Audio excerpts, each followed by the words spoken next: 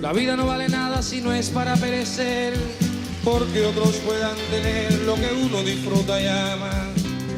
La vida no vale nada si yo me quedo sentado después que he visto y soñado que en todas partes me llaman. La vida no vale nada cuando otros se están matando y yo sigo aquí cantando cual si no pasara nada. La vida no vale nada si escucho un grito mortal y no es capaz de tocar mi corazón que se apaga. La vida no vale nada si ignoro que el asesino cogió por otro camino y prepara otra celada. La vida no vale nada si se sorprende otro hermano cuando sube de antemano lo que se le preparaba. La vida no vale nada si 4 caen por minuto y al final por el abuso se decide la jornada. La vida no vale nada si tengo que posponer otro minuto de ser y morirme en una cama. La vida no vale nada si en fin lo que me rodea no puedo cambiar cual fuera lo que tengo y que me ampara. Y por eso para mí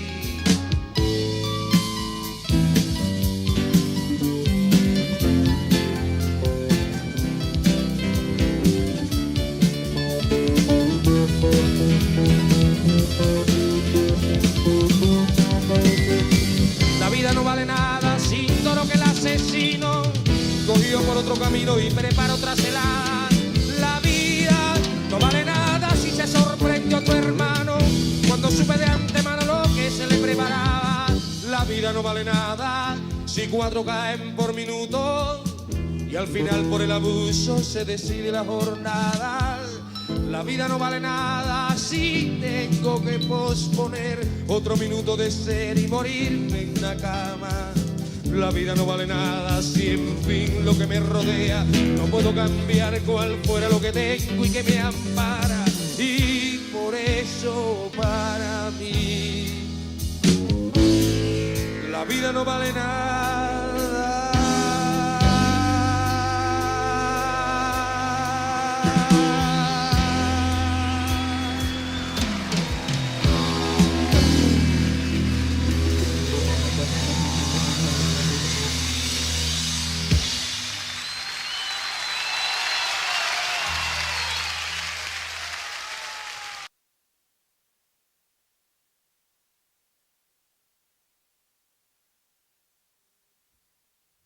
Uhuru!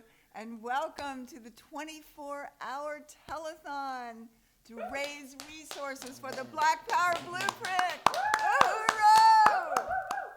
All right, it's so exciting to be here. My name is Penny Hess, African People's Solidarity Committee, and I want to welcome Charo Masimba, the Economic Development Director of the Black Power Blueprint. Yes, welcome, thank you, and we look forward to really donating and raising money for the Black Power Blueprint and for hashtag Reparations Tuesday. Uhuru. So we're out here in freezing cold St. Louis this morning where I thought it snowed, but that was just frost all over my car. It's coming though. But it is so exciting here in beautiful Aquabaha at 4101 West Florissant. It's warm, it's gorgeous, it's the leadership of the African working class. That's right. And that is a beautiful, beautiful thing. That's It's right. going to change and transform the world. Yeah, absolutely. And it was a project of the African People's Education and Defense Fund, whose mission is to defend the human and civil rights of the African community and to institutionalize programs that address the disparities in health, healthcare, education, and economics. Uhuru. And so Black Power Blueprint grew out of APEDF, which is a 25 or so year old institution. Yes, a nonprofit that is very, very, very powerful. And this is all a fundraiser for the African People's Education and Defense Fund that has 2 furniture stores, Uhuru Furniture and Collectibles in Philadelphia and Oakland, and many other projects, including the Black Power Blueprint here in St. Louis. And we're going to talk a lot about that today. And first, I just wanted to say that I am here on behalf of the Uhuru Solidarity Movement, and that is the organization of white people that was formed by the African People's Socialist Party, led by Chairman Omali Yeshitela. We want to salute Chairman, the incredible founder of the Uhuru movement, who has been fighting for over 50 years for the complete and total liberation of Africa and African people everywhere. And part of that strategy was to form organization of white people under the leadership. That's right. And today we want to honor Musa Abantu Yes. as part of Giving Tuesday and Reparations Tuesday to raise money for the Black Power Blueprint. He was a fallen comrade who passed recently. Very He young. was 19 years old, and in the movement we referred to him as 19 because people said that he had 19 talents. He was 19 years old, and he was 19 feet tall. He was incredible. So he was an incredible, committed African to seeing development and the liberation of African people everywhere. And so today we want to tribute him, make this partially a tribute to him as well. And you can donate today at, if you're on Facebook, you can go to Facebook and go to Phyllis Berry's Facebook page, Phyllis, Phyllis, and last name Berries, Buries. And you can donate His there. mom. His mom this set is his that mother. up in memory of him. Yeah, thank you. She did it. We didn't ask her to do it, but she wanted to continue to support the programs of APEDF and the Black Power Blueprint and to honor her son. So you'll see the Facebook fundraiser for Phyllis Berries. If you're not on Facebook, we would like for you to be able to go to blackpowerblueprint.org to donate. Well, and we're saying that if you donate at 8 o'clock, exactly at 8 o'clock Eastern time, so that's 7 a.m. for us here in the Central Time, and I believe that would be 5 a.m. on the West Coast. If you donate through Facebook exactly at 8 a.m., there's a possibility that Facebook, there's a lot of competition, I just want to say, but go right at 8 a.m., donate, and supposedly Facebook is going to match what we put in. That's right. So we want to be in, a lot of nonprofits are doing that, but this is resources being liberated into the hands of the African working class.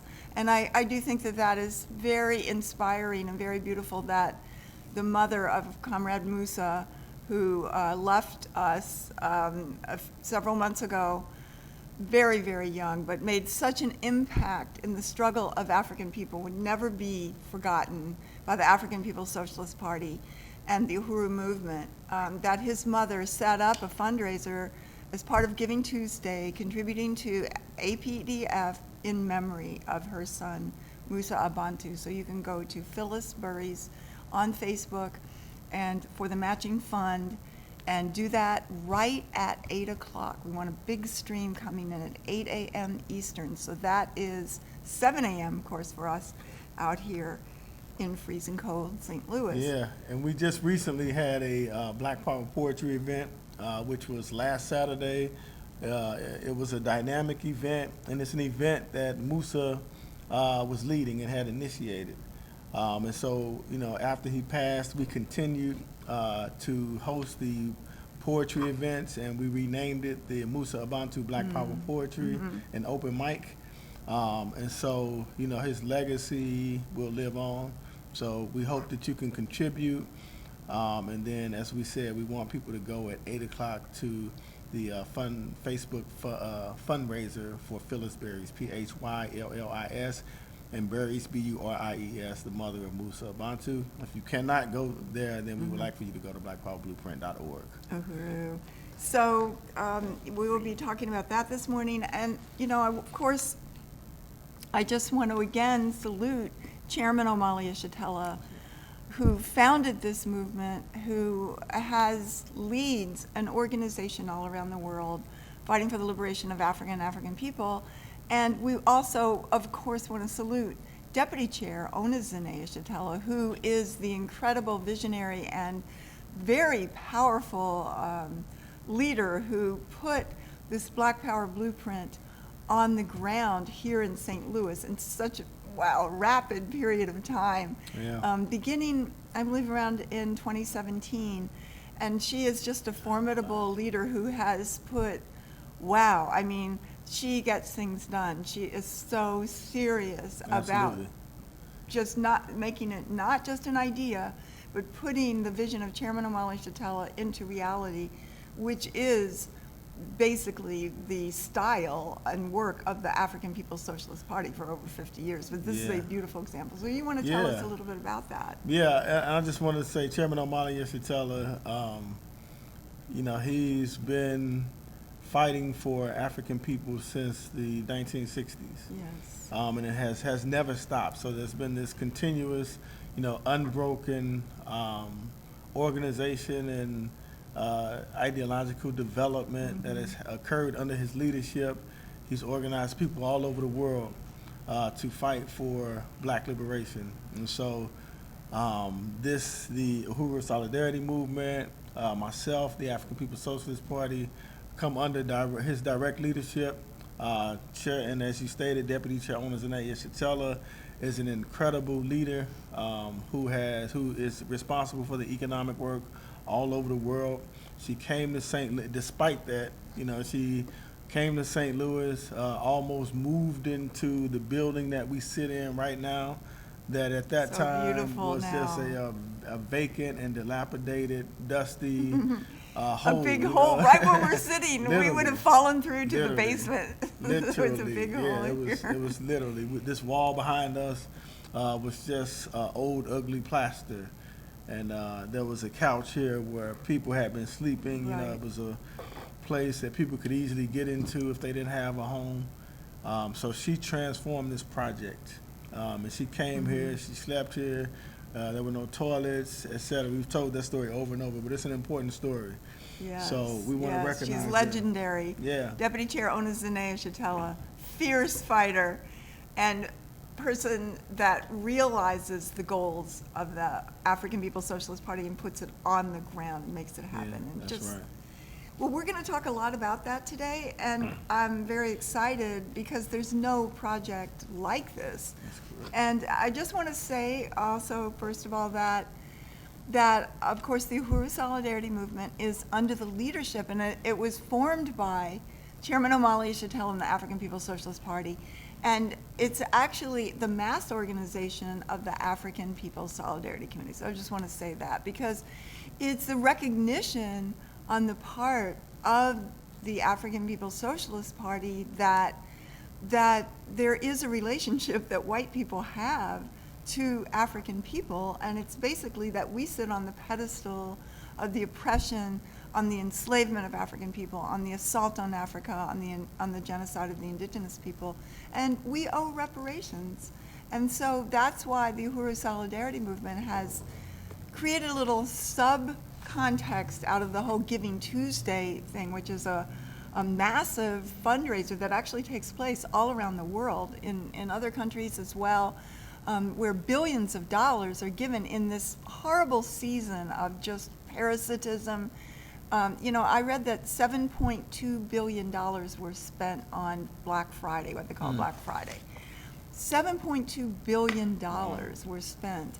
And so then there's Cyber Monday, which was yesterday. So you know, today is supposed to be the day to give back, and this is Giving Tuesday.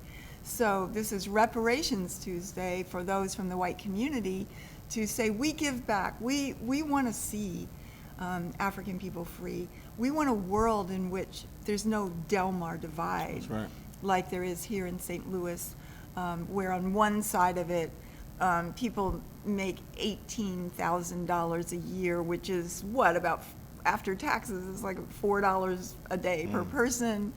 And on the other side, you know, white people are making $75,000, $80,000. Their houses are worth $350,000 or $400,000, and it's just two different worlds, you know, that are there. And so we have an interest in seeing a world that is not having holidays celebrating the genocide of indigenous people, or even Black Friday. You know, just, yeah, that should remind us that this country is built on the enslavement of African people, and how, you know, it's just, we reject that. And for all the people that reject that, there is the ability to give, to turn back the stolen resources, and to turn it over to the African People's Education and Defense Fund, which puts it to real work in these programs like the Black Power Blueprint, that just put on the ground the ability for there to be economic development, not charity. Yeah, and in St. Louis, where the Black Power Blueprint got its start under the name Black Power Blueprint, you know, we see reportedly the city has had recently about 25,000 vacant and abandoned buildings, and nearly half of those buildings and properties, and nearly half of those 25,000 vacant and abandoned properties had been sitting in a land bank called the Land Reutilization Authority, or LRA.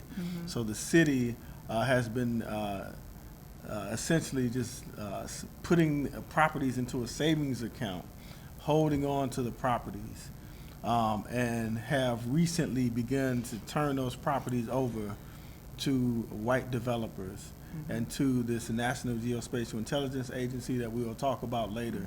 So this city has African people in North City in particular have faced, you know, 5 or 6 generations of a certain kind of economic starvation. Yes. And you know, if you want to just recognize those 5 or 6 generations, because we have never not known you know, absolute colonial domination and resistance here in St. Louis and everywhere we are.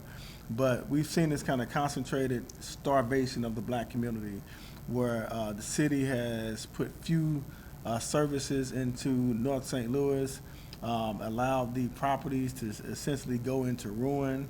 Only kind of services. But that was part of the plan, right? Yeah. They called it Team neglect. 4. Benign neglect, Yeah, you know, is what some people refer to it. But yeah, it was a study done in 1974 by a company that the city hired to, quote unquote, do an economic development plan for the city. And they determined that the one portion of the city was so far dilapidated that nothing should be done to revitalize it until such time as large amounts of property can be turned over to large developers. So they recommended that this portion of the city be essentially allowed to starve, that the only services that would be provided would be like trash and police, you know. And so we see the results of that. You know, and this is, people refer to this as the Team 4 plan, and some people refer to it as a policy of benign neglect. And so the Black Power Blueprint is building economic development in that context. Whereas you said, you know, the average family for African people in North St. Louis averages about $5 a day per person. You know, and 25,000 vacant and abandoned buildings. The city once had a population of nearly 850,000, maybe more than 850,000, and now there are about 330,000 because African people have had to migrate out. White people left during the Black Power movement, and black people have had to leave as a consequence of this economic starvation. So this is what the Black Power Blueprint is building in the middle of. There's a whole political context that we have not discussed, but this thing that we refer to as the Black Power Blueprint, that we'll go into more detail about, It's transforming the prospects for African people in the city, and it is going even beyond the city. Well, it is a beautiful thing. Can we watch the slideshow now, some pictures of this Black Power Blueprint, and All right. then you could talk a little bit about it. We're going to see it on the screen. All right.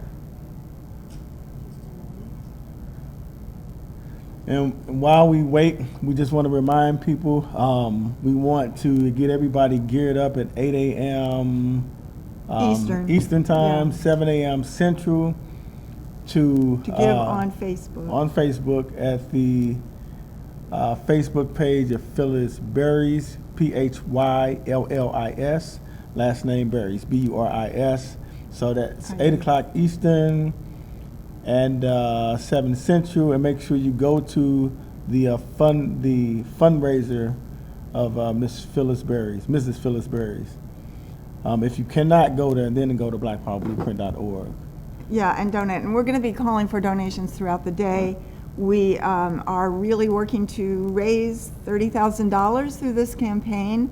I don't have the number of people who are doing fundraisers yet on Facebook, but currently, just here at, what time is it, 6:40 a.m. here in St. Louis, we have raised $4,640 as a good start for our day. Very good. Yeah, I'm very excited about that. And we're going to be racking it up today, because this is the day in this parasitic holiday season that so many of us just detest and hate and don't want to have anything to do with celebrating the holidays. You know, this system that is so unjust and built at the expense of somebody else. That's you know, right. of African people. And do we have pictures? So you're looking at some of the pictures of the work of the Black Power Blueprint. So phase 1 includes the redevelopment of the space that we sit in now. And then the picture that you see is directly across the street. We purchased 2 empty lots and 2 vacant and abandoned buildings that could not be saved, and so we had to demolish them. And what you're seeing now is an African-run company called Jath Construction demolishing the 2 buildings across the street from where we are now. And this was a fantastic site. We mobilized the community and volunteers. And now you see that building has actually been demolished, and you see the brick that is being saved, because the brick is, you had these beautiful brick homes in St. Louis, and so people sell the brick to other places that don't have it, and you see some of the rubble as a consequence of the demolition here, and you can kind of see in the background the kind of community, the economic starvation, vacant buildings, etc. So this is more pictures of the building going down. Yeah. That's across the street. It's across the street, and the African community here, they'll tell us about that this was once a vibrant community. So it had businesses, and this is Jath Construction again. The one that are doing the construction of the stage and everything across the street. Now here they've filled the dirt back in, removed all the debris and brick, and this is what the space looked like immediately after that. And then here we see the space, the hole being excavated or dug out for the 50-foot tall pole for the 25 by 15-foot red, black, and green flag that we implanted here. It's incredible. Right in this space. And here it is right here. And this was an event where we had some youth come and perform. And look at that beautiful, just a beautiful sight. And the African community recognizes that this is our flag. Here we have a Halloween event. I'm sorry, okay. So now we have one of our neighbors, Mr. Gary Brooks, with Chairman Amali Yeshitela. And we have a community meeting. I'm having a hard time seeing some of it, but yeah, so in this space here that we renovated, we have community meetings. We're seeing us planning for the development of the outdoor market. This is what will. So this is a picture of the outdoor market that we will put here where the buildings have been demolished. And you see volunteers who are continuing to clear out the space, and we rely heavily on volunteers to come out and be a part of this project so that the community can see it as their own. We see members of the Uhuru Solidarity Movement and other volunteers who want to come out and participate in this positive project. So here we're removing mulch and relocating mulch that was on the site. And I remember that day. It's fun work though. It is. So, yeah, and that's the excavation, or that's the landscaping, I think. And so you see the sign here, the One Africa, One Nation Marketplace and Gary Brooks Community Garden. And I'm not quite sure what that is. That's the dirt excavation. So we see, okay, so now we see the lot has been Just like completely Graded, flattened. okay, and, yeah, that's the.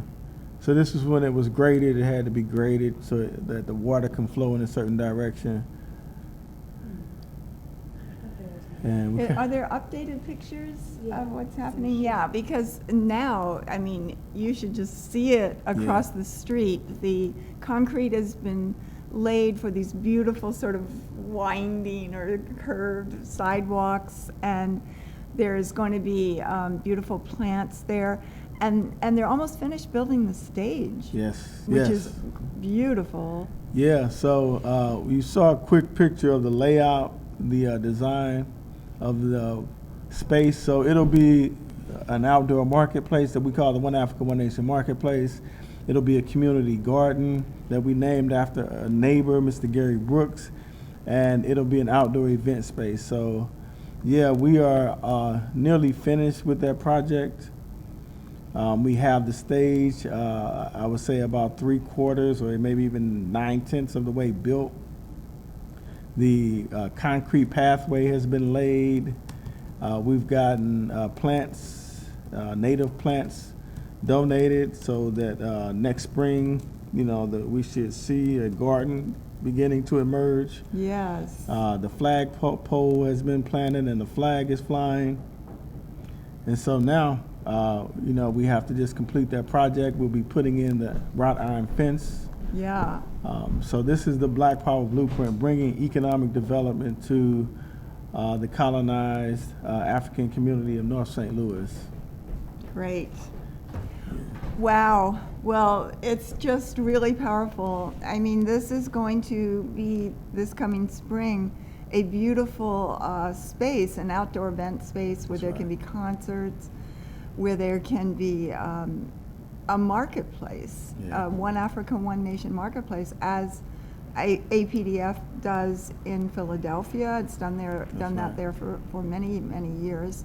So talk about how will that work with the marketplace?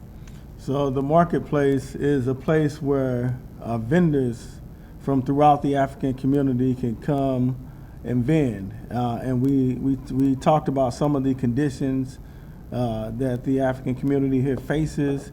And so this will give regular people the opportunity to identify products that they can sell, to be able to get a very, very inexpensive vending space.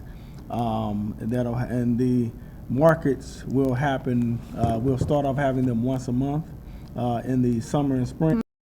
And so, if you can get a hold to some jewelry and make jewelry or source any kind of products, even online, you can get them wholesale, and you want to set up a business, all you have to do is pay a small fee. You can get you a table or a tent, and you'll be able to become a vendor. And so we've done this in other cities. Yeah. You mentioned Philadelphia and Oakland, St. Petersburg, Florida. And so we've had people turn these market days into full-time businesses and very viable businesses, even expanding to really include import, export, so real viable businesses. And this And will what bring- about produce and food vendors? Are you gonna have Yeah. those things? It's going to be great. Yeah, I mean, and so we'll have the garden as well. But yeah, we'll have people who can sell food and fresh fruits and produce because we don't even have a grocery store in this community. Right. And so African people have to travel miles just to be able to get groceries. And then the grocery stores that we do have, you don't find fresh food. And the food is overpriced. So this is a part of the African community in North St. Louis being able to control its own economy.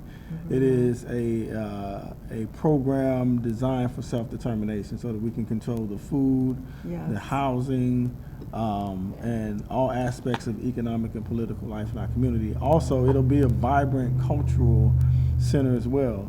So we'll be able to have With events. the stage yeah. and the poetry nights maybe will Poetry be out nights. there. Some or could be different things. outdoors in the summertime. And also a grant was won for the pavers, the permeable pavers, which are really beautiful. They're like bricks, but water goes through it. Yeah. It goes through it to water, to be able to water the whole garden that's going to be there. Yeah. It's going to be a beautiful destination. And Mr. Gary Brooks has played a huge role in just the concept of this and the designing of it. Yeah, absolutely. He's a neighbor. He lives right next door to the One Africa, One Nation Marketplace. And the garden actually buttresses up against his building. And he was instrumental in helping us when we first got here, particularly helping an APEDF president, Onizane Chatella, who we talked about earlier. When she didn't have a bathroom, when this building was not secure, he put bars in front of the building. So we named the garden after him, and he's a old time, down south, farmer who knows the land and who, has all of this real deep wisdom in terms of how the world works with nature. He's amazing. Pictures of the recent stage too. So we're gonna show that in 1 second, but I do want to remind everybody that in 9 minutes, at exactly 8 a.m. Eastern, 7 a.m. Central, we want you to go to Facebook, one of the Facebook fundraisers especially. Yeah, for Phyllis Talk about- Berries, yeah. The mother of Musa Abantu, the recently fallen comrade. So go to the Facebook fundraiser of Phyllis Berries, PHYLLIS BURIS. IES. I'm sorry, BURIES. Yeah. And donate right at 8 o'clock Eastern, 7 o'clock Central. Exactly, and if you put it in right then, right at 8 o'clock or 7 Central, 5 a.m. on the West Coast, then Facebook will match us, and we want to raise as much as possible during that time. So you have to go through Facebook. There's Mrs. Phyllis Berries in honor of Musa Abantu, the incredible young warrior of the African People's Socialist Party and the Uhuru movement, who often led the team to raise the flag across the street and so much more. Yeah, and we have more pictures here. I did want to say that we'll be counting down in the next few minutes. Okay. And I have my phone Good ready idea. to push submit to make my payment. So here you see some of the more recent developments. So we showed the buildings that had been demolished. So here you see the flag in the Beautiful. background, but you see that the concrete pavers have been put down. The concrete pathway has been laid. The foundation for the stage has been already put in, and you're looking at the beginning stages of the building of the stage there. And it has actually progressed Beautiful. a lot more beyond that, but Yes. that was the beginning of the stage. Well, and then after the stage is going to be finished, probably in the next few days, and then there's going to be a kind of pergola or trellising on the top of it, and then there's going to be a beautiful wrought iron fence put around this, which is gorgeous, and there's going to be lighting, decorative lighting that will enable it to have events at night as well. So there's so much more, and there's so many more projects. This incredible Aquaba Hall, Uhuru House, which is 3 floors, 9,000 square feet, and has been fully renovated. Then the space across the street, there's also going to be the basketball court, outdoor basketball court a few blocks down for the community, which is going to be a beautiful, beautiful thing. There's going to be GECO up on Goodfellow Boulevard, GECO Kitchen, Community Cafe, Bakery, African Independence Workforce Program, a whole house for that. So there's so much, and many, many more projects. The sky's the limit. Yeah. Under the leadership of Deputy Chair Ona Zanea Shatella, this whole north side is going to just be revitalized, but not gentrification. It's going to look like the south side without gentrification. That's under right. the leadership of the African working class. It's going to be the only place in the United States like that and in the world. That's so right. it's going to be very powerful, and that's what your resources go to, APDF projects just like that. Yeah. Someone So- said, I can't believe the concrete and stage was made so quickly. It's so Yeah. true. We It's- want to thank amazing. Paradigm Construction, who is leading this project. And we want to say that we have employed numerous scores of African contractors and workers who have made this possible. And you see the brilliance of the African working class in this process to transform, nothing into this beautiful, elaborate, highly skilled project that they've developed, both in developing the Uhuru house that we sit in now and the market space that you see pictures of now. It's really, really beautiful. And we're going to do a countdown now because we're at 5 minutes before. We want everybody to give at 8 o'clock, that's 7 o'clock here in St. Louis. And it goes to these incredible programs and so much more. If we do this right now, then Facebook, supposedly, Yeah, they so will, they're going to, will match us. And we will double what you're putting in. So it's really, really important to do that at exactly 8 o'clock. Yeah. And we want to significantly be able to show that. And just also, if you are watching this on YouTube or Facebook, please share it. Share it like crazy. We're going to be here for about 23 more hours. Did we mention that? Yeah, This did we- is a 24-hour Webathon. And did we say it's 24 Yeah, hours? it's Yeah. 24 hours. So Okay. I want to get my credit card out. All right. And I I'll want to get get mine ready out. to donate. We have about little less than 4 minutes. Yeah. And you know what? I am going to donate to Mrs. Phyllis Berries, the mother of Muta Bantu, on Facebook. Yep. You can also donate to, if you have a friend who's doing this on Facebook, then you can do that. But we want to salute Mrs. Phyllis Berries, the That's mother right. of Musa Abantu. That's right. And she's been a real strong supporter. Musa was living here in St. Louis before he passed, and right before he passed, he decided to go back home to Chicago, or right outside Chicago. We would tease him about not actually living in Chicago. Oh, okay. And he passed recently, shortly after that, and she has been a staunch supporter of the African People's Education and Defense Fund and the Black Power Blueprint. I looked up one day and saw that she had created this fundraiser for APEDF. So everybody can go on Facebook. If you have an account with Facebook, and go to Phyllis Berries, PHYLLIS, last name BURIES. Look her up, find her fundraiser, and make a donation. She set a goal of $2,500. When we reach that goal today, we can still go beyond that, and we will go beyond that. If you don't have a Facebook account, go to blackpowerblueprint.org. We have less than 2 minutes. So I really want to gear up right now to make my payment. Yes. And I'm going to donate to APEDF through We're putting it in here. Putting it Okay, in and now. I'm just putting in. 7. Don't do it yet. It won't count. Oh, I'm just putting it in. don't do it yet. Not Okay. yet. We got less than 2 minutes. Okay, Like, so once it's 6:59, we have to thank you for reminding us. watch. Yeah, but we want Right to at 7. we want to Okay. hit submit right at 7. Yes. Yikes. Okay. Don't let So 1 be ready. second pass. So let's see. Oh, so we have 2 minutes now. 2 minutes. Coming down to 6:58 a.m. here in St. Louis, Yeah. where it's freezing cold. Yeah. Frost is all over our cars, Luckily, yeah. and that's It's why. 6:59 Central, 7:59 Eastern. Okay, so we have 6:07. So we want you to again go to a Facebook fundraiser, and we're really calling on you to go to the Facebook fundraiser for APDF that was set up in honor of Musa Abantu, fallen young, amazing comrade of the Uhuru movement, set up by his incredible mother, Mrs. Phyllis Berries, PHYLLISBURIES, on Facebook. Her goal, her personal goal is $2,500 for APDF, and we really salute that. So start putting your credit card information in now. We have less than 1 minute. So I'm ready to hit the donate We have button. 15 seconds. We have 10 seconds.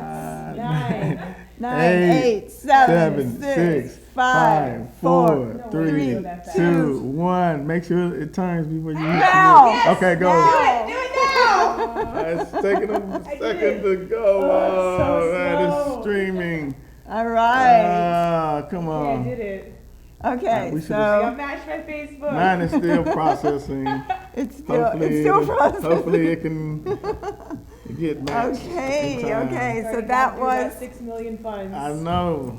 all right. So Yeah. that is So mine is powerful still. though, and we're seeing that Mrs. Berry's is up to $275, so she's Mine raised just over. went through. Okay, great, so she's raised over 10% of her goal today, and this will probably be up for a few days. Oh, 315. All right. Up to her, Mrs. Berry's, okay, awesome, I and. just got a donation on my fundraiser too. Oh, very good. Okay, excellent.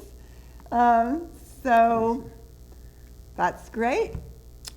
And let me go back to where we are here to get back. Yeah, so we have Mrs. Berry's 320. It went up $5 since we just said it. I think. 320, and we're okay. So this is good. So we. All right.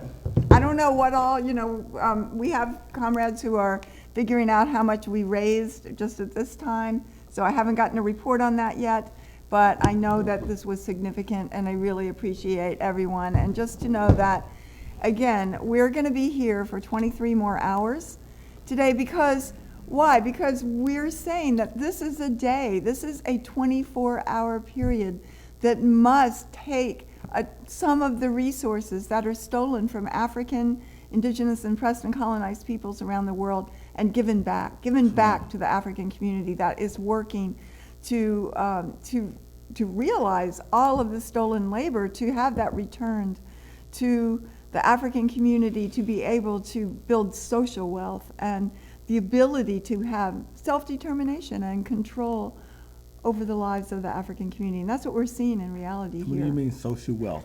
Social wealth, that is a really important question, because social wealth is what white people have because of the resources that we have stolen and live off of based on the enslavement of African people here on the stolen land of the indigenous people. And so it means incredible reality. Like in the city of Boston, white people have a social wealth, and we're talking about assets. We're not just even talking about income. We're talking about the fact that our parents have bank accounts and resources that are passed down, and property passed down from generation to generation, so that when a young couple gets married, their parents give them a down payment on their first house and other kinds of things, or pay for their college tuition. And that in Boston, white people have 31,000 times more wealth than African people, which is that the average white assets are $250,000, whereas the average assets for African people in Boston is $8. Yeah. That's a study. That was in Time That magazine. is incredible.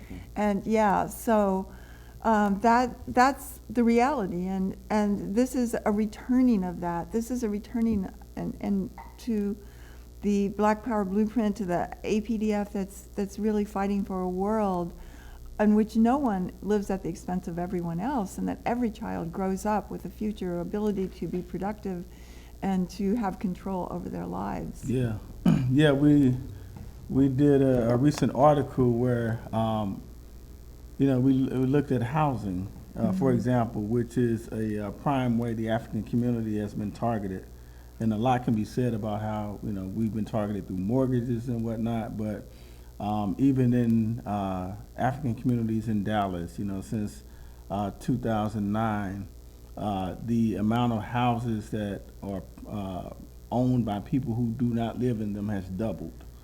You know, so Wow. you see Yeah, this constant this process happening. of preying on the land and homes and incomes of African people by regular white people, you know, who we Yeah. always use the example of, you know, this white guy in his pickup truck and Yeah. clipboard riding Yeah. through African communities. That's He has a right. connection to the banks and lenders, Mhm. and they exploit us in 1,000 different ways. And there's always a struggle for the African community to Mhm. control its own resources and to push back exploitation.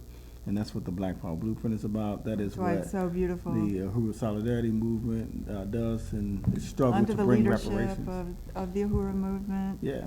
And we're actually closing out this segment. We're going to go into another segment with our comrade Carly here from the Uhuru Solidarity Movement in just a second. And I did want to say that you can continue to donate, pay reparations, or contribute to fundraisers today. There are many, I'm not sure how many, but probably 100 for APDF out there today operating. Right, So you can yeah. give to any one of those, including your own. And of course, we want to continue to pour out our support for Mrs. Phyllis Burries on Facebook, PHYLLIS BURIES, the mother of Musa Bantu, who was a fallen young, incredible man, comrade of the African People's Education and Defense Fund and the Uhuru movement. And we also want you to go to blackpowerblueprint.org. And we want you to contribute there all throughout the day. And that's blackpowerblueprint.org. But we also want you to look at that incredible website. It just Yeah. has a track Yeah, record exactly. of the Black Power Blueprint with picture galleries for every Yeah. project and the whole history. Yeah. It's all documented on that wonderful, incredible website that tells the story. So Yeah. we're going to be here throughout the day. I want to thank to Charwa Masimba, Economic Development Director of the Black Power Blueprint. It's such an honor to have you here. Thank you so much. Uhuru. And we will be back We shall shortly be and a back. couple more times throughout this day. And we're gonna take a little music break now, and then we're gonna come over to welcome Carly Spurlock, who is going to take us into the next segment. Uhuru. All right, Uhuru. Yeah, actually, I'll have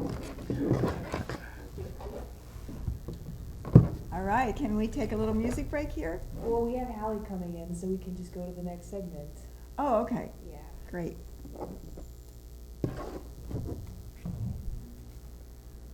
Oh, So then we we'll all. switch out. All right.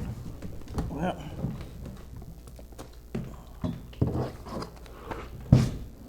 You got your coffee?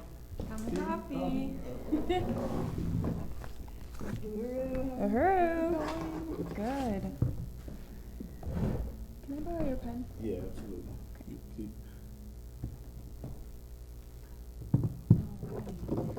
Am I live? Okay, I'm live. Uhuru. Good morning, everyone. It's 7:08 here, Central Time in St. Louis. My name is Carly Spurlock, and I am a member of USM St. Louis. And I am super happy to be here, bright and early. Well, it's not so bright outside.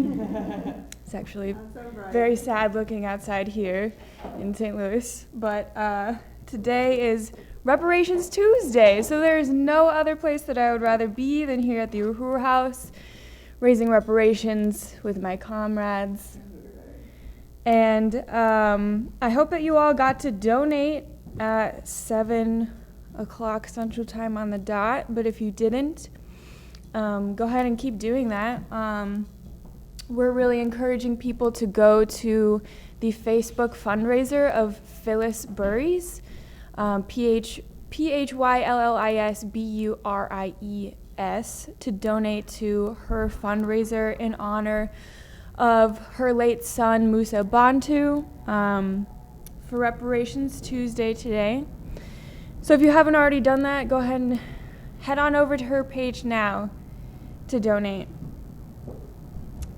So we asked everybody to donate at 7 o'clock today because Facebook is going to be matching $7 million of funds during this hour, I think.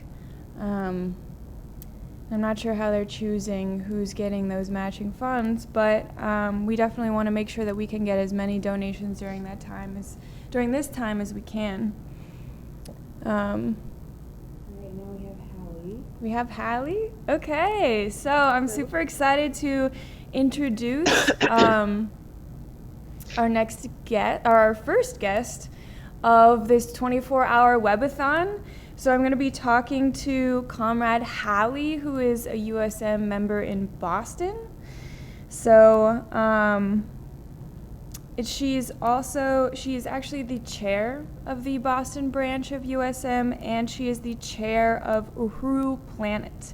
And after Hallie, we're also going to be talking to Jackson Hollingsworth, who is in St. Petersburg, Florida, who is the online Burning Spear Study Coordinator for USM.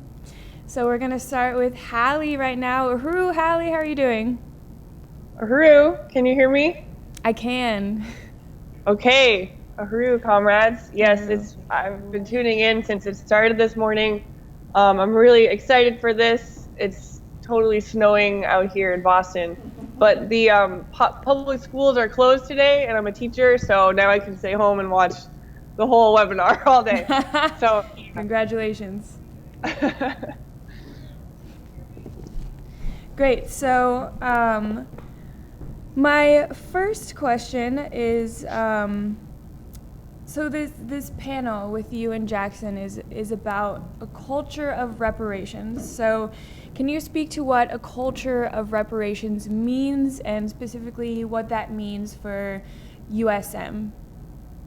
Yeah, Uhuru, Carly. Really glad to be here. And I just want to, first of all, salute Chairman Omali Yeshitela, the leader of the African People's Socialist Party, who's the reason I'm here at all, that you're here, that anyone's even watching this, is because of what the party has built to make it that me, a white artist teacher in my 30s in Boston, can use my skills towards the African liberation movement. So it's just a brilliant strategy that the Uhuru Solidarity Movement was made to work under the leadership of that party and organizing in our white communities for reparations. So it's a really great question. What is the culture of reparations? I think about this every time when I make a meme or hear something about reparations in a song out there. You know, it's about bringing, you know, it's a false thing to think that the Uhuru movement and reparations is like a fringe underground thing. Like, no, we want this to be fully out there in every piece of art, every meme, every tweet. You know, we just want reparations to be trending on Twitter, you could say. We want it and used in really creative ways, because, you know, I forget who said this quote, but, you know, revolutionary theory, when it grips the masses, you will see it in music, in art, in culture, in memes, in radio shows, people talking about it in the street. You'll see people drawing reparations in the snow on the car that's out my window. You know, you'll just see it everywhere. So the Art for Reparations project of USM is kind of leading the front line of building the culture of reparations. And we've done a whole bunch of stuff this year that I'm really excited to talk about today. Uhuru, yes. Yeah, so I totally agree with what you're saying. So yeah, we believe in building a culture of reparations, a social movement around reparations. It should be in everything that we do. And yeah, that's I tried to do that in my life as well, is to integrate the reparations work that we're doing into every single thing that I do in my daily life. So one way that we've seen you, Hallie, building a culture of reparations in your life and in Boston is, as you just mentioned, the Art for Reparations auction, and also the gallery, the Art for Reparations gallery that you had in Diesel Cafe. So tell us more about those two things. Yeah, so this was like the project of the year for me. Um, it was really exciting to curate not only an art auction, but also a 2-month gallery exhibit where we put the whole Uhuru movement history, both past and present, we put it on display. And I really want to salute Diesel Cafe. I hope some of them are tuning in right now. It's a really popular cafe in Davis Square, Somerville. It's been there for 20 years. And like literally everyone goes to Diesel. It's a cafe in the white community, which, you know, for white people is a hub of our culture, is we go to coffee shops in a gentrified area, you know, we drink our coffee and read our blogs and memes and stuff um, while the rest of the world is burning, basically. So this was an opportunity to bring the reparations movement, you know, to bring the Black working class struggle of African freedom, to bring it into the white community in just your average, you know, a cafe. It's such a simple setting, but it really goes a long way because, you know, we had for the exhibit is two things, the auction and the exhibit. So the exhibit had posters of like, I think my favorite one was just this vintage poster from Impedum that said the White House is the Rock House, Uncle Sam is the Pusherman. Just this powerful image sitting above, and then there's people like eating a sandwich below, and there, you know, we had all these captions about just the you know, like Measure O, where the Uhuru movement got 30,000 signatures for Black community control of housing and opening up abandoned homes, much like what the Black Power Blueprint is doing, you know, rebuilding them for the whole community to use. And there were all these images under people like eating sandwiches and studying for their homework. And I got so many positive comments. You know, I would just be sitting there in my like USM gear, which you can get at our store, shop.uhurusolidarity.org. And people would come over to me knowing that I was, you know, part of the movement. And they're like, this is so powerful. Like, thank you so much. I'm here from New York, but I just want to say that this is so inspiring. I saw pictures of it from someone's Instagram in San Francisco, who's like some famous author. Because right here, you know, it's the imperial hub of people go to like Harvard and MIT, and all these colleges are right here in the Somerville, Cambridge area. So we're going to see the lasting impact of that for a long, long time. And we even won some members from that. People